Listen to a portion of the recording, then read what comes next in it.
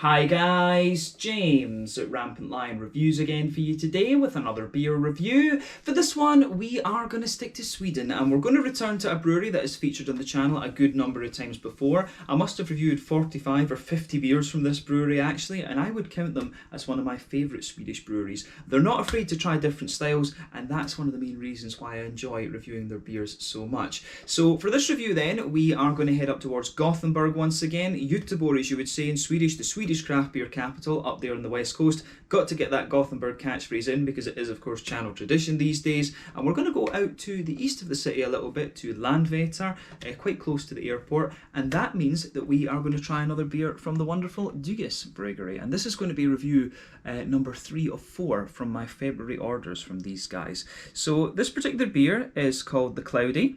It comes in at 6% ABV, and they're describing this one as a hoppy wheat beer, and it also seems to be part of a new series that they're doing, so the Softy series of wheat beers. So yeah, I think this should be quite interesting. They've got so many series at Dugas already that it's a little bit difficult to keep track. So I mean, they've got the Bite series of West Coasters, they've got the Crush and the Fresh, which are the New England IPAs, they've got the Future series as well, which are their big barrel-aged things.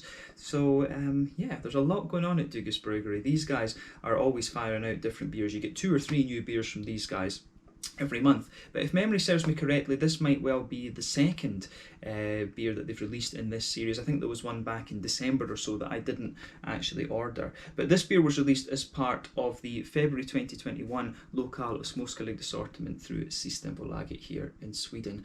But yeah, very, very curious to see how this one turns out. I think this might well be my first wheat beer from these guys, if memory serves me correctly. I don't think it's a style that I've touched upon from them before, but I'm curious to see whether it's like an American wheat ale or whether it's going to be more like a kind of German Hopfenweisse or whatever. But it's quite difficult to distinguish between those two styles, to be honest with you. They are quite similar apart from the fact that the American one is maybe just a little bit lighter, whereas the German one is a bit more kind of yeasty leaning, if you like. But yeah, really curious to see what this beer has in store for us regardless. Always nice to try different styles from Dugas. This month I also tried my first lager beer from these guys, the Pils, which was pretty nicely done actually.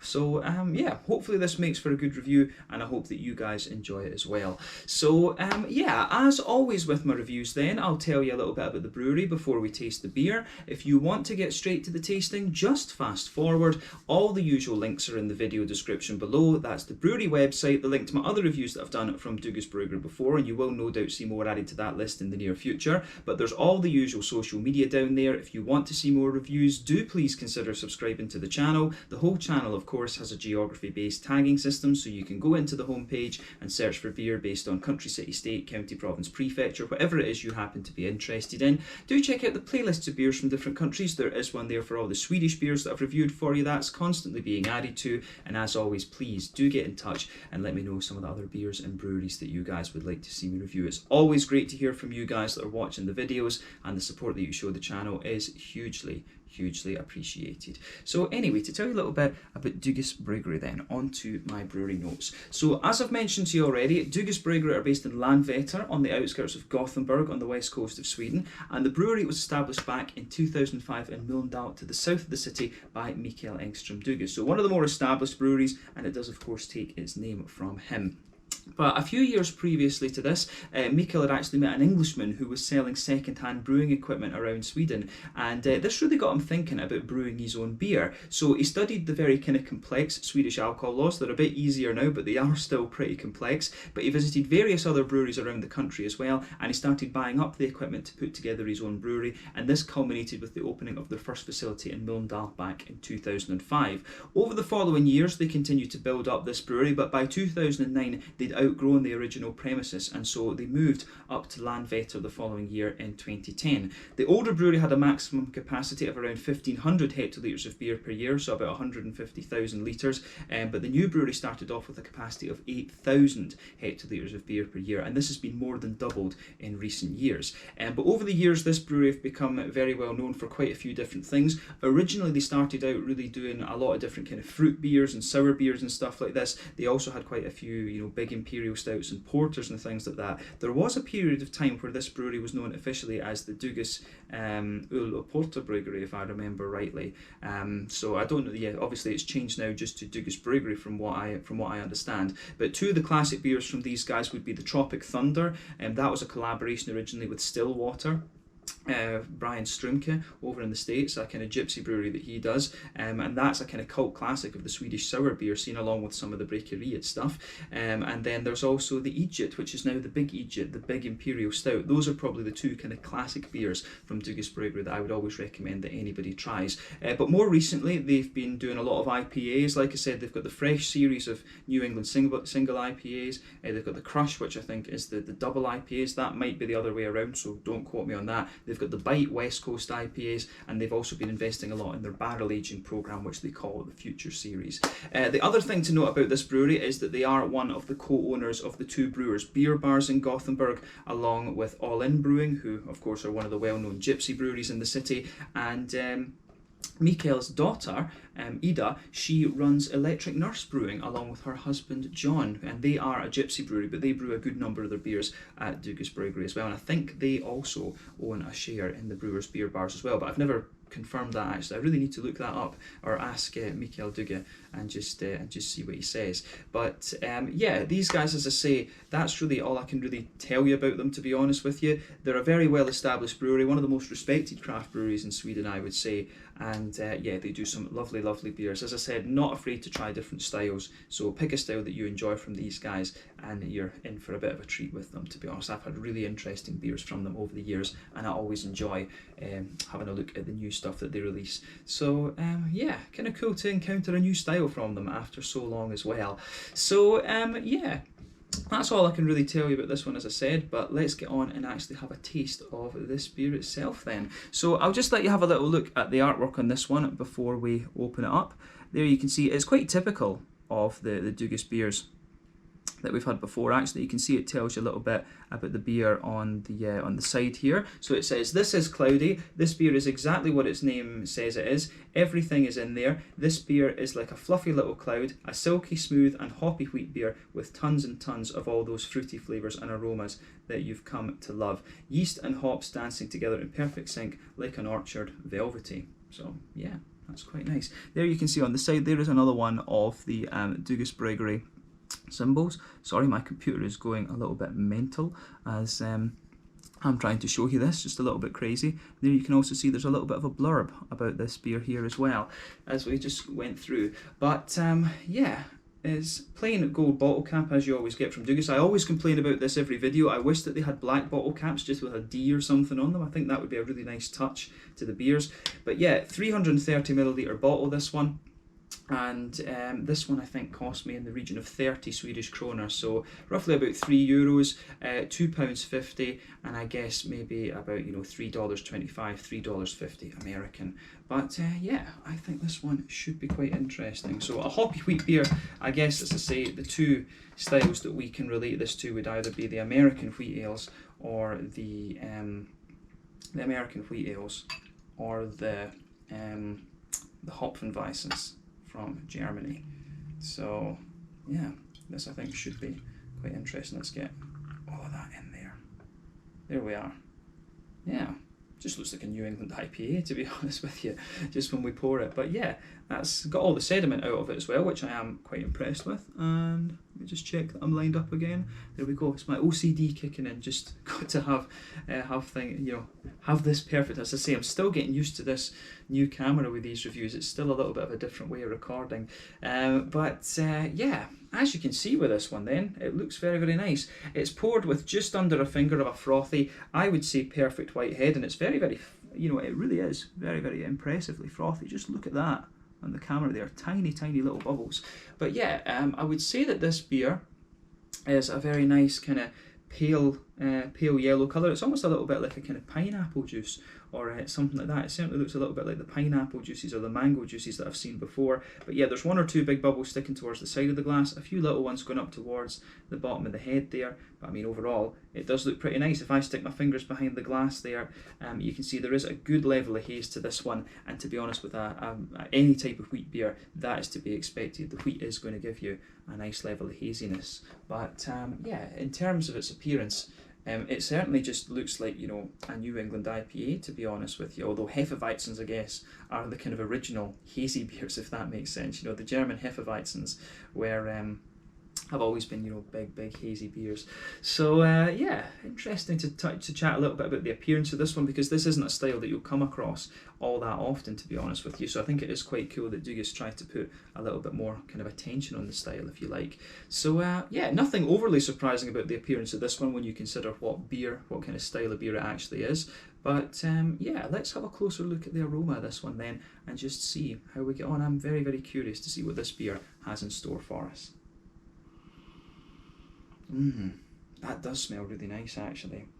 To be honest with you, it actually just smells a little bit like a New England IPA, to be honest with you. Yeah, there's not really much difference between that and some of the New England IPAs I've had recently. It's just like a very wheat-leaning one, to be quite honest with you. I need to stop saying that, repeating myself with different phrases now. But yeah, it's a lovely smelling beer though, I will say that about it straight away. I think, going by the aroma, I think this one is most likely to be more of a kind of American style wheat ale rather than anything. It does, as I say, come across quite IPA-like in its aroma. So yeah, with this one then, it's yeah, straight away with this beer, in the malty side of things, it is actually quite straight shooting. You're going to get soft white bread in there, but there's a lot of wheaty bitiness. I've always found that, you know, some wheat varieties can be very, very smooth. But with this one, you can really smell the bitiness in there. If you take the aroma in quite deeply, you get a lot of wheaty bitiness out of the beer. But the malt base is, you know, as I say, there's a little tiny touch of bread crust in there. There's a lot of soft white bread, and there's a lot of you know, kind of wheaty bitiness to this one, which is kind of quite nice, I have to say. So yeah, the aroma coming out of this beer, I think, is pretty interesting for sure. Yeah, let me see, I'm just curious about the ingredients on this one, because what does it say? It's got wheat malt, just wheat malt and barley malt. Yeah, exactly. So it's basically, it's probably going to be, as I say, I suspect this one is going to be a little bit more, just from the aroma, I think it is going to be more of like an American wheat ale rather than a big sort of more yeasty German Hefeweizen, if that makes sense, because you don't get so much of the kind of clovey thing out of this. You don't get that kind of big doughy yeasty quality. It does come across just like a, if I was blind smelling it, I would think it was a New England IPA, to be quite honest with you. So that's what makes me think, yeah, this one is more of a kind of American style wheat beer. So yeah, that I think covers the malty and yeasty side of this beer pretty well, to be quite honest with you. So yeah, interesting stuff, I have to say, interesting.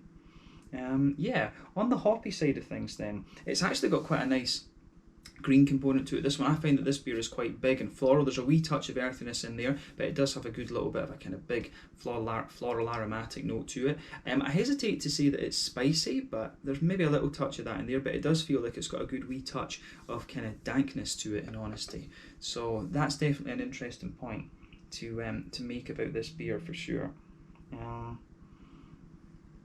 Yeah, the aroma out of this one, I think, is pretty interesting. Let's just say that.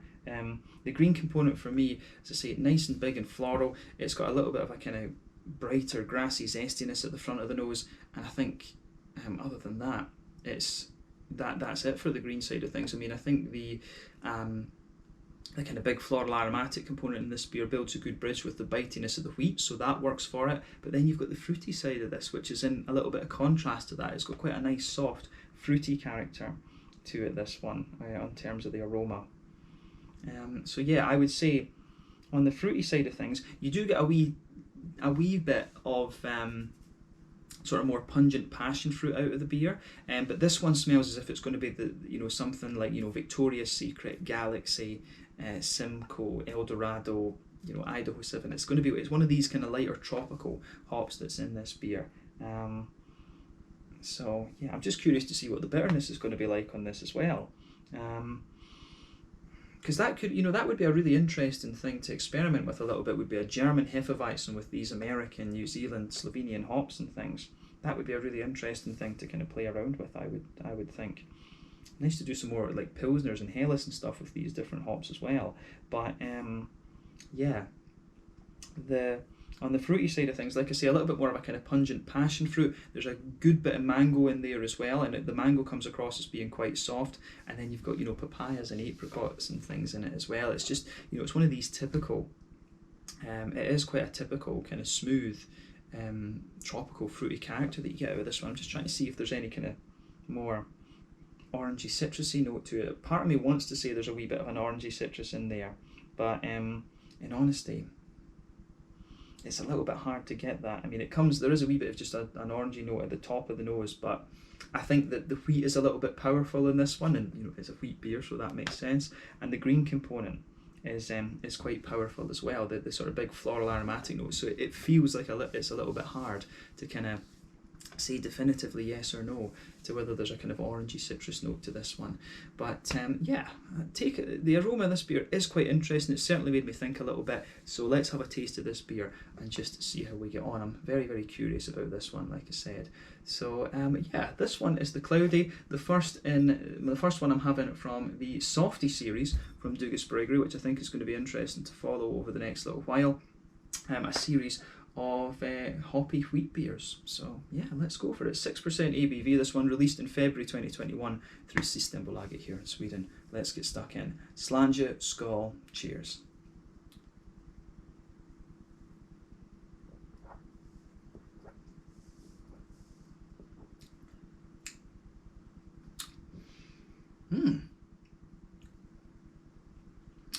That is really quite interesting, that it actually comes across, you know, as being quite, you know, like New England Pale Ale, New England Session IPA. Like, it's actually just like that, to be honest with you. Yeah, and I guess you probably could argue that that's like an American wheat ale, to be honest, as well. So that's a really interesting point to make about this beer for sure.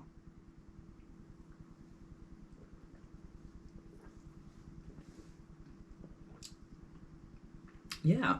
I'm going to say with this one, this is a really, really nicely done beer. I think it works out really well. I mean, this computer's going crazy again. I don't know what it's doing. It's moaning. My antivirus is going crazy. But yeah, I mean the how do you say that the malt base in this one is just nice and smooth, and this feels like a very kind of light New England IPA, if that makes sense. That's what this beer really feels like, and it's been ages since I've had like an American wheat ale.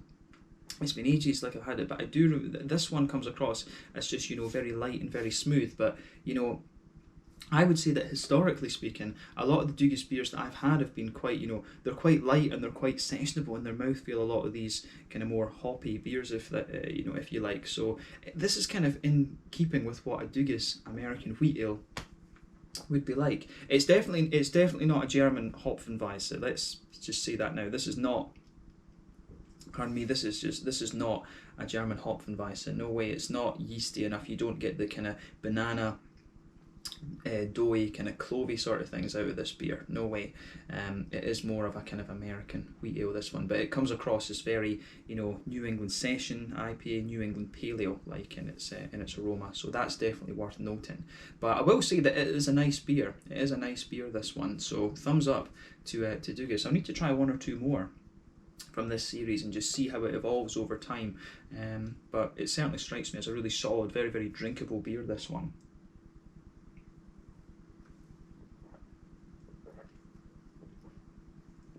But you know, it's not I wouldn't say that it doesn't strike me as massively different from the lower alcohol series in New England that they've got. Is that, I forget whether it's the fresh. I think the fresh is the lower ABV New Englands that they've got actually. So yeah, obviously it doesn't have some of the kind of smoothness and the oaty characters out of it, but it doesn't, as just overall flavour profile wise, it doesn't feel massively different from those kind of fresh beers, if you like. So yeah, interesting. But let's try and break down the flavour of this one for you and see how we go. The malt base is very straight shooting. I mean, straight away in the middle of your palate, you can feel that sort of pale malty quality in there. That just goes right across the middle of your palate, and it's a very crisp, soft, white bready note in there. You can feel in that, if you go to that border region between middle third and back third of your palate, there is a good little bit of, there's a little bit of a kind of bread crusty quality in there, and that kind of just gives you a wee bit of contrast in the beer. And then on the back third of your palate, you can feel that there's a nice sort of bitey, wheaty quality to this one as well, actually. So that's a really that gives the beer just a little bit more kind of thickness and bitiness on the back end of the palate, which I can really appreciate. So yeah, in the back third of your palate, the beer is definitely a little bit thicker, but as you come further forward, you can feel the thickness kind of drop away when you get the bread crusty notes. Then in the middle third of your palate, it's a very straight up, smooth, white bready character.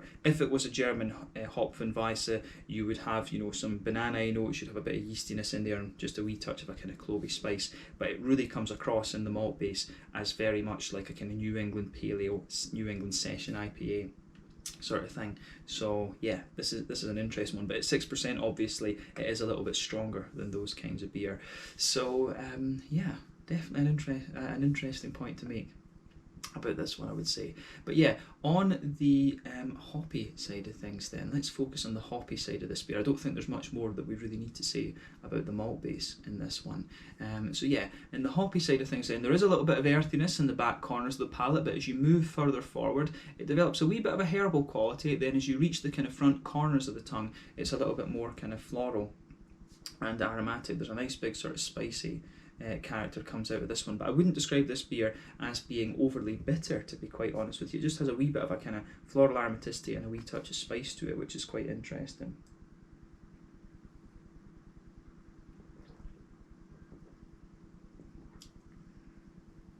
But yeah, this beer isn't so kind of crazy in its IBUs. You can taste a little bit that it's dry hopped, because you do get a wee bit of a dusty note on the very side of your palate. You can feel a little bit of that kind of green hop dusty kind of thing. So yeah, it's definitely got a wee touch of dry hopping going on in it, this beer.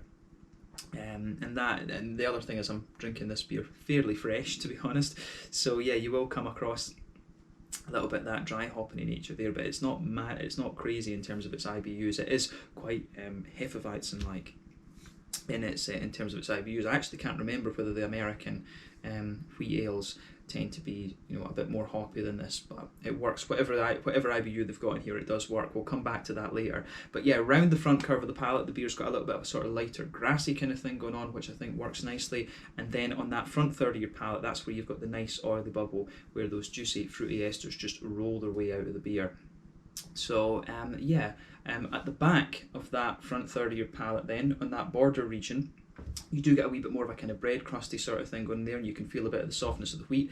But underneath the front third of your palate, you've got a nice kind of just soft and smooth white bready kind of character that sits there. So if you go to the back of that front third of your tongue then, for the fruity side of things, there is a wee bit of a kind of pungenty passion fruit.